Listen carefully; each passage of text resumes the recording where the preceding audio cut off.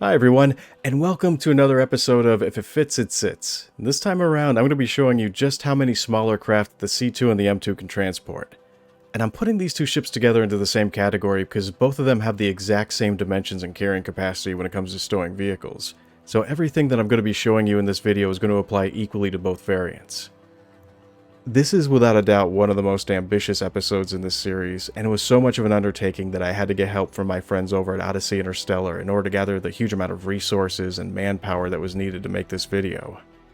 And if it wasn't for them, I never would have come close to getting any of this footage. They were not only incredibly helpful, but they met every challenge with a never-quit attitude. And despite a lot of setbacks and technical issues, they kept at it with a level of commitment that was beyond commendable. And I can't thank them enough for all the hard work that they did. And very quickly, for anyone who isn't familiar with this organization, they're very active and they regularly host events for not only their own members, but also for the community in general. So you don't have to be a main or even an affiliate with their org in order to participate in any of the events that they run. And if you're interested in learning more about them, you'll be able to find those links posted in the description box for this video. And one last thing before I get into it, I want to state my usual disclaimer that I give at the beginning of every one of these episodes, and it's that I'm not just trying to cram as many vehicles as I can into a given amount of space, even though from a lot of what you're about to see it's going to look like that's exactly what I'm doing. What I'm trying to do is show how many auxiliary craft a person could use a star lifter to carry if you were playing the game as intended. And the rule for what I'm trying to do is simple. Everything that goes into it has to be able to exit the ship again with relative ease and without either damaging themselves or anything else that's also being transported. It's what I call being a comfortable fit, while a technical fit is just jamming as many vehicles into the back of a ship as you can. I found that it's been really helpful to be able to distinguish between these two definitions when it comes to talking about how many vehicles or auxiliary craft that a ship's able to carry. And just as a side note, I will not be going over every ship that doesn't fit into the Hercules, so if you have one that I didn't talk about and was wondering if it fits or not, if I didn't mention it, then it most likely doesn't. A good rule to go by is if a ship's bigger than the Razor, then it isn't going to fit into a Hercules. Okay, so enough with all this preliminary stuff, let's get to what you came here to see. I found that the OG ships are always a good place to start when it comes to making one of these videos, and it doesn't get any more OG than the Aurora. At first I got two of them into the Star Lifter by parking them one in front of the other. This way you'll have plenty of space left between them, and more than enough room for the pilot to be able to exit the ship from either side. But I was a bit suspicious about not being able to store more of them in here, and originally I was planning on being able to get at least 4 of them in by parking them side by side 2 to a row. So in the name of science, I took the Aurora that was parked way in the back and moved it up and as far as I could to the right to see if I could squeeze another one in next to it. This ended up being kind of risky. And trying to judge interior space by eyeballing it a lot of times can be very misleading, because a given amount of space can look completely different based on what angle you're looking at it from. And I found that you can get more Auroras in if you park them this way, but I wouldn't recommend it or even attempt to flying around with a ship like this because it's going to be a disaster waiting to happen. And as an interesting side note, out of all the starter ships, the Aurora is the only one that the Hercules can carry. This includes all the ships in the 100 series, the Mustang, the Reliant, and the Nomad. The next two ships I'm going to talk about can both technically fit inside of a Hercules, but I wouldn't recommend trying it with either of them. And those two ships are the Buccaneer and the Arrow. The Arrow can be stored inside of a Hercules, but it's going to have a number of issues. First off, you have to fly it with the wings folded up, and you have to line up the Arrow with a notch in the ceiling that runs down the center of the hangar. And while you're doing this, the Arrow is going to have a tendency to magnetize to the ground, forcing you to have to bunny hop your way in. And you can get surprisingly far by doing this, but it's also going to be very easy to get it fatally stuck. And you're going to find that you're going to have the same problem when you try to get it out again. Hopefully this is going to be a completely different story after they detach the wings folding ability from the landing gear. This would allow you to be able to raise the landing gear up and fold the wings at the same time. That'd give you enough clearance to get the Arrow inside of the hangar without having to worry about it sticking to the ground. And then you could just drop the landing gear and park wherever you wanted. The Buck was the other ship that I wanted to talk about because I was given some conflicting information as to whether or not a HERC could be used to transport it. So I decided to test it out for myself and found that the Buccaneer is too wide to fit into the hangar's opening if you tried to just fly it straight in. But I kept at it and found that you could sneak the Buck's wings around the opening and then land the ship at an angle. In fact, I ended up getting 2 Buccaneers into the HERC's cargo bay by doing this, and some people have said that they've managed to get 3 of them inside. But I found this to be a completely impractical way to transport a Buccaneer that really wasn't worth the time or the effort that it took to load them in. Plus, you're going to end up being a sitting duck while you're waiting for the ships to either launch or return back to the hangar, which can end up taking a while. But you can technically do it if you want. There's just simply better options to choose if you want protection for the ship, and there's also better methods that you could use if you just wanted to transport a couple of Buccaneers. There's a number of ships that CIG describes as fitting into the extra small category. This list includes the Merlin, the Archimedes, the MPUV, the Pisces, and the 85X. You can safely get a total of 3 85Xs inside the Hercules. This gives you plenty of room for both the passenger and the driver to exit the vehicle and get to the elevator in the hangar bay. The interesting thing to note about the 85X is that it can face in any direction when you park it. You can even turn it around in a full circle while it's inside the hangar without any issues. And this could come in handy if you want to manually refuel it, or if you need to turn it around so that it can be flown out of either side of the hangar. The Pisces is described as being an extra small standalone explorer vessel, but I've always looked at it as being more of this game's version of a Star Trek runabout. And for me, it's been one of the most reliable ships when it comes to transporting people from space down to a landing zone. And as you can see here, it slides right through the Starlifter's bay doors as if it was purpose-built for it. At first I landed 3 Pisces in, one in front of the other, and was content to call it a day after that.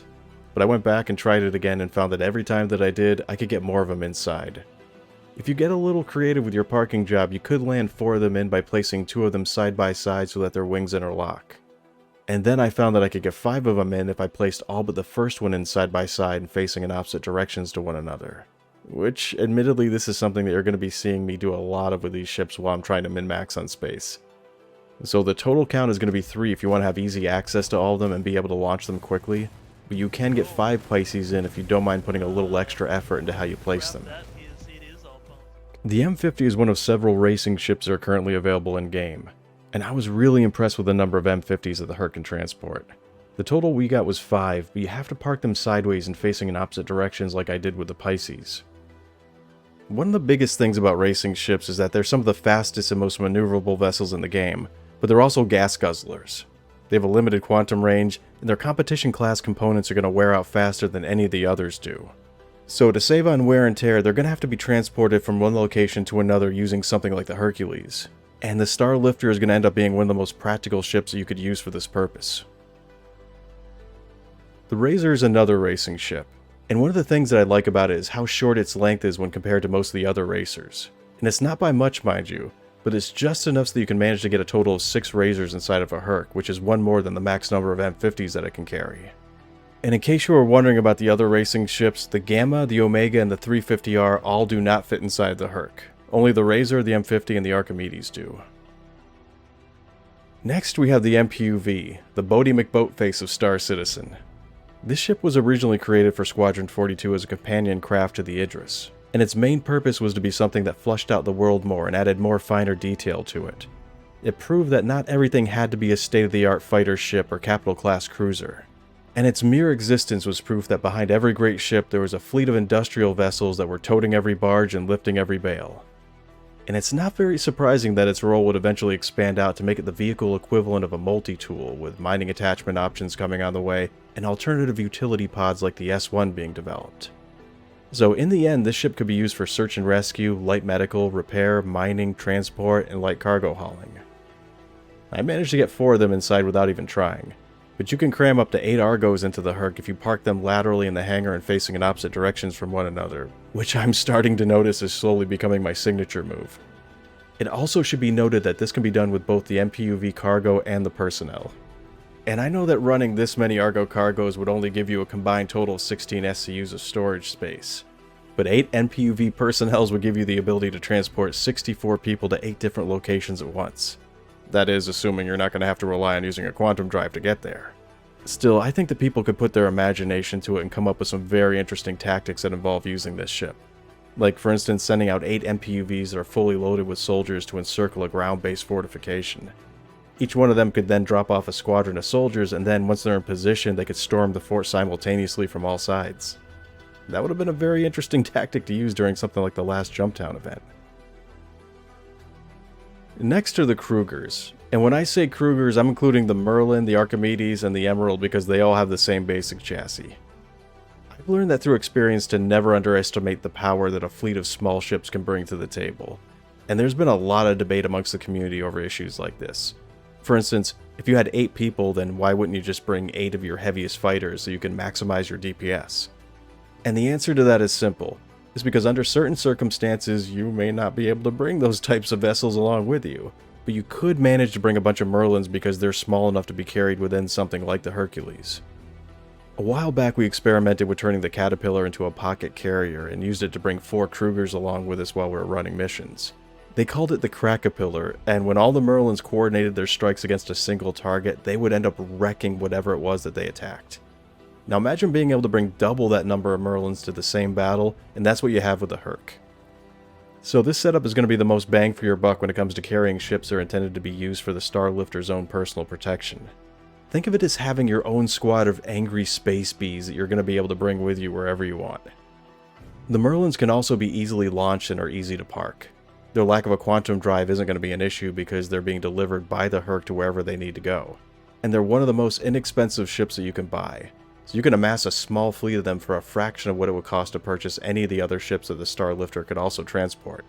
So in the end, the total number of Krugers that we ended up getting inside the Hercules was 8, and if you tried really hard, you might manage to be able to squeeze 1 or 2 more in there as well. Well, that's going to be it for all the ships the Hercules can carry based on what's currently available in-game. So I'm going to move on and go over what all the ground vehicles are that you can use a HERC to transport, and trust me, it was no easy task to get all these together.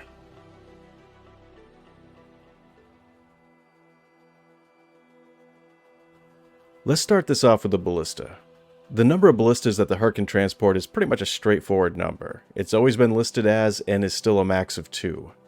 However, it should be noted that the HERC is one of the few ships that can carry a ballista.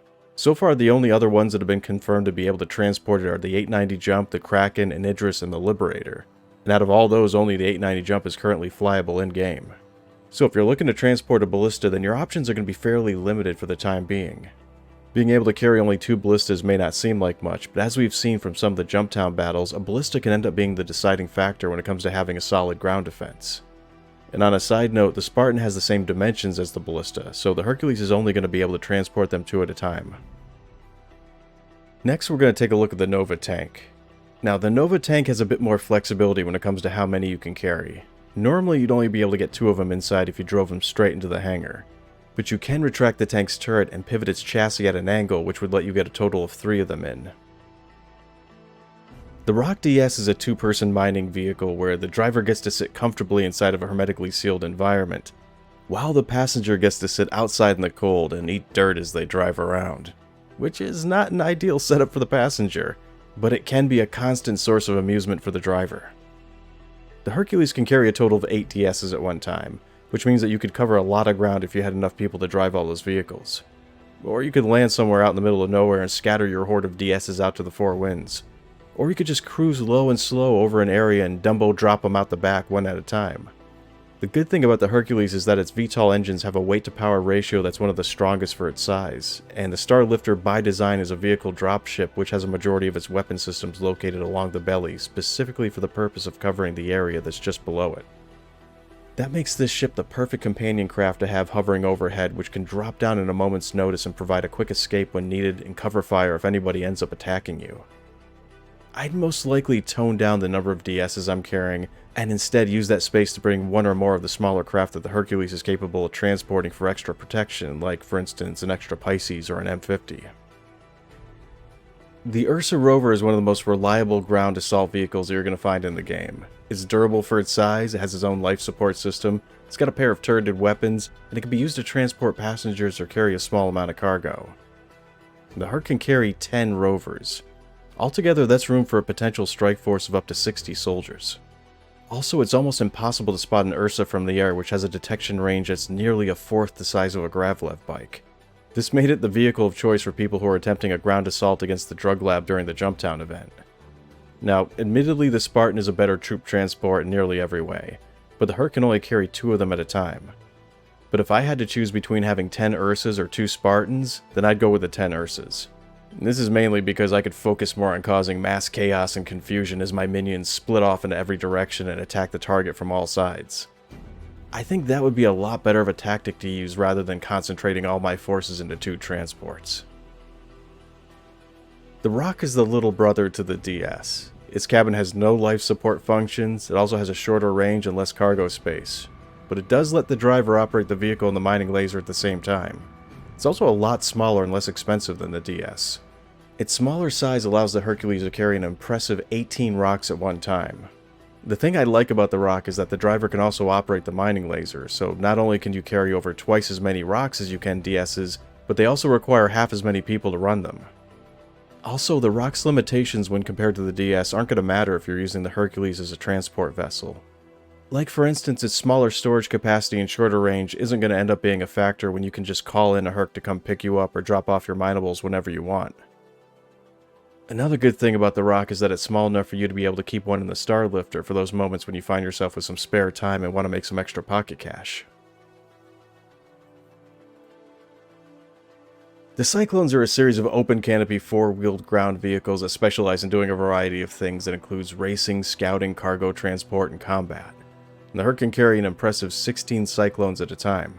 It doesn't matter what variant of Cyclone you're talking about, because the only real difference between them is with the overhead clearance, and that isn't going to be an issue for the Starlifter. Being able to carry this many Cyclones means that you're never going to have to worry about where your next Cyclone is coming from. It's going to be the equivalent to having an endless supply of ground vehicles at your disposal. So anytime that you're finished beating the stuffing out of one of them, you can go grab another one from the HERC. We've already seen Cyclones being dropped from low orbit and surviving the fall. So if you want, you could go all Dukes of Hazzard and start saturating the battlefield with Cyclones from whatever height you want and without even having to slow down first. I don't know if in the future the force feedback situation is going to allow people to safely sit in a vehicle when you're going into and out of quantum, but even if they can't, the M2 still has 12 jump seats in it along with 3 beds, 2 desk seats, a booth in the galley that seats 4, 2 auxiliary stations on the flight deck, and if you want to get down to it, has 2 additional bathroom stalls you could also use. And some people may even prefer using the bathroom as a riot seat depending on how bad your piloting skills are. The Dragonfly is one of the most useful gravlevs in the game. It has a pair of saddlebags that could be used for storage, it has 2 gimbaled forward-facing weapons, and a second seat that can be removed to increase its storage capacity. The passenger seat faces backwards, so if whoever's sitting in it has a weapon, they can act as a rear gunner. And if they're armed with a missile launcher or a rail cannon, then they can end up doing some serious damage to even low-flying ships. All these things make the Dragonfly incredibly versatile. It's also supposed to be able to compress its form, which is a feature that seems to have been all but completely ignored up until now. But in their standard form, the Hercules can hold 25 individual Dragonflies at a time. That's a lot of ground vehicles to have access to, and it means that you could carry enough vehicles for an entire server's worth of people at one time using only a single Hercules that was filled with Dragonflies. And the first mental image that this conjures up for me is of a horde of Dragonflies buzzing around a homestead, running around in all directions, shooting the place up like some kind of futuristic El Guapo-esque group of banditos. But I suppose it also has some other uses. Like for instance, it's supposed to handle rough terrain better than any of the other Gravlevs do, which makes it the best choice to be used as a scout. And the Dragonfly is still considered to be a racer, so the Hercules could be used to transport a large group of them to a specific type of racing event. I may never end up parking 25 Dragonflies into the HERC ever again, but it's good to know that, if I wanted to, I could bring 1 Dragonfly for every crewman that's aboard and still have a lot of open space left in the cargo bay. Unfortunately, we didn't get a chance to see how many NOXs we could pack into the HERC, and it wasn't due to a lack of people or resources. It was mainly because this video was recorded before the Gravlev rework could be patched into the game. And prior to it being in, whenever you tried to get off a NOX, it would fall to the ground like a dead fish or would wig out and start slamming into anything that was close to it. In the future, I'd like to try this again, but for now the answer to how many NOXs could fit into the HERC is simple. It's as many of them as you have. And the same thing also goes for the HoverQuad. As you can probably guess, I've been saving the best for last, and this here is the PTV. It started out as a piece of hangar flare and then graduated up to becoming a fully fledged standalone vehicle. The final count that we managed to get was 61 PTVs, and from start to finish it took over 45 minutes to get all these glorified golf carts parked inside of the HERC. And mind you, this group of people are very experienced at loading up as many vehicles as they can into a carrier and then making sure that all of them get to their intended destination in one piece. Usually when Odin sets up an event, they also provide all the vehicles are going to be involved, which means using either a series of Starfarers and or Hercules to move large amounts of rocks, cyclones, and Ursas around. And when they do this, they're usually doing it on a time schedule, so speed always ends up being an essential part of the process. And we didn't just have to load up the Starlifter once, we ended up having to do it over and over again because every time we did, the server would crash on us. which of course would force us to have to relaunch the game, reform the party, get back into a fresh server, meet up at a certain location, claim insurance on all the vehicles, and so on. And all that had to be done before we could even begin to start loading up the ship. It's nuts how much preliminary work is involved in doing something like this, and every time the game crashed, we'd have to go through that song and dance all over again. The first time the server crashed, we nearly had all the PTVs inside the HERC. The last few vehicles were in the process of lining up and being sent in, and just like that, the game decided to send us all back to our desktops. It ended up happening again, and once again, just to add insult to injury, we had almost completely filled the Hercules when the crash hit us a second time. At this point, it started to feel like the game was just like, nope, give it up, because it ain't gonna happen. And I was more than willing to let everybody off the hook and call it right there. They'd already been doing this for nearly 8 hours, and I figured that most of them would have been getting pretty tired of doing this by now. But no, they actually inspired me to keep going on. One person was very insistent about this, stating that they'd already gotten this far and they weren't going to quit now. So back before, when I said that their attitude was commendable, I meant every word of it. In fact, I think I may even have been downplaying it a bit. The third time ended up being the charm, with no crashes and no incidents, although the game really didn't like having this many vehicles this close together into one spot. Every now and again, the PTVs would randomly start bouncing up and down like popcorn kernels are about to go off. And every time they did, we start to collectively tense up and then give off an almost orchestrated sigh of relief when they finally calm down again. So why would somebody want to do this? Why would you want to get this many PTVs together in one place? Who knows? Maybe you're going to want to be the first to start a full-scale caddy service on some distant moon of Pyro. Maybe you're looking to venture out and find some remote crater where you can hold the best bumper car event that the verse has ever seen. Or maybe you're just going to want to send your more expendable members of the org out as a distraction to storm the next Jumptown event, all riding PTVs while playing Ride of the Valkyries, or better yet, the Benny Hill theme music in the background. Maybe we just did it for science, but also for the memes. And once again, I can't thank the members of Odyssey Interstellar enough for their help. They volunteered 8 straight hours of their time to get this footage. They also provided all the vehicles and the ships that were used. And they've been very patient when it comes to waiting for me to make this video.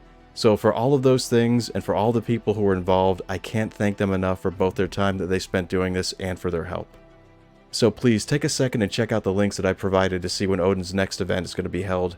I've been to a lot of them at this point, and they've always been a fun experience. Well, that's going to be it for this episode of If It Fits, It Sits. Thanks everybody for tuning in, and take care.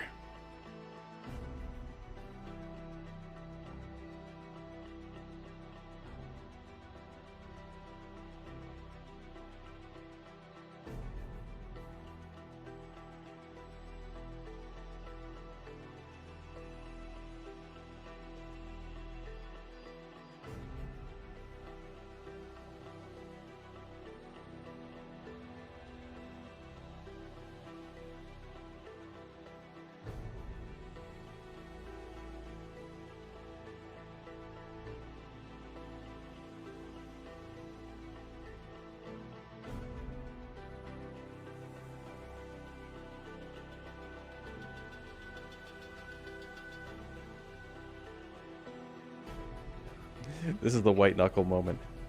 Yeah, Hacks exactly. go pork. Hacks. If you don't have a scroll wheel, do you want me to finish it off? I got dual sticks. You want me to do the finesse? Oh shit. Yeah, I'm like using my nipple and my like. Oh no! No! Sorry, Max, get out. Somebody Max, get mentioned out. something about a bloopers reel. Yeah. You're not recording, huh? How many bottles of cough syrup did you just have?